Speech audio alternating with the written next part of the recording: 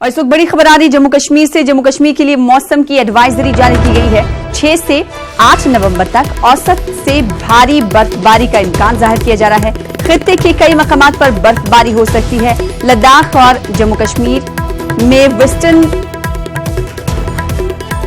Disturbance सरगर्म है। खित्ते में बने मौसमी निजाम पर तूफान महा तूफान असरअंदाज हो सकता है। खित्ते के मैदानी इलाकों में जबरदस्त बारिश की पेशेनगोई की गई है। 6 नवंबर की रात और 7 नवंबर के दिन मौसम काफी खराब हो सकता है। जोजिला पास पर ट्रैफिक आर्जी तौर से मुतासिर हो सकती है। श्रीनगर जम्मू हाईवे पर गाड़ियों की आमदोरफ्त भी मुतासिर रहने का इम्कान जाहिर किया जा रहा है। वहीं लेह मनाली हाईवे मुगल रोड भी मुतासिर हो सकती है। तो जो एडवाइजरी जो जारी की गई है ये जम्मू कश्मीर के लिए मौसम की एडवाइजरी है। 6 से 8 नवंबर तक औसत से भारी बर्फबारी का इम्कान है। वहीं खित्ते के कई मकामात पर बर्फबारी हो सकती है, जिसकी वजह से कहा जा रहा है कि आमदोरफ्त भी मुतासिर हो सकती है। लद्दाख और जम्मू कश्मीर में वेस्टर्न डिस्टर्बेंस सरगर्म है। खित्ते में बने मौसमी निजाम पर महा तूफान, जिसकी तफसीलात कुछ देर पहले हम आपको बता रहे थे, जो कि गुजरात और महाराष्ट्र के साहिलों से टकरा सकता है। इस तूफान का असर जम्मू कश्मीर में भी देखा जा सकता है। मनोज कौल हमारे साथ मजीद अपडेट के साथ इस खबर पर जुड़ रहे हैं। मनोज कौल, बताइएगा इस एडवाइजरी में इसके अलावा क्या कुछ कहा गया?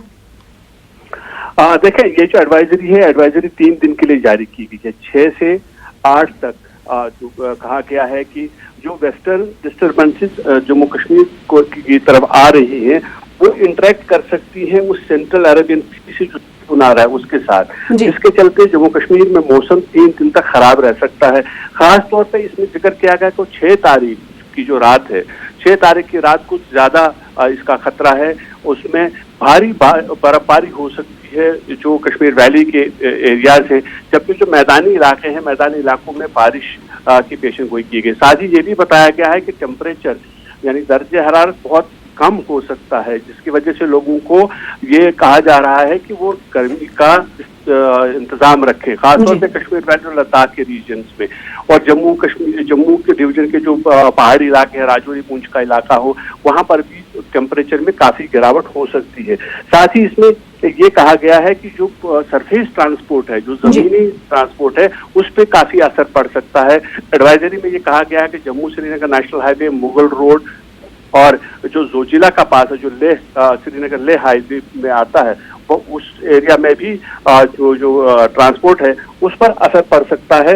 और एडमिनिस्ट्रेशन को अलर्ट कर दिया गया है। ये जो एडवाइजरी जारी की गई है एडमिनिस्ट्रेशन को दी गई है, और एडमिनिस्ट्रेशन का ये मानना है कि वो पूरी तरह से तैयार है।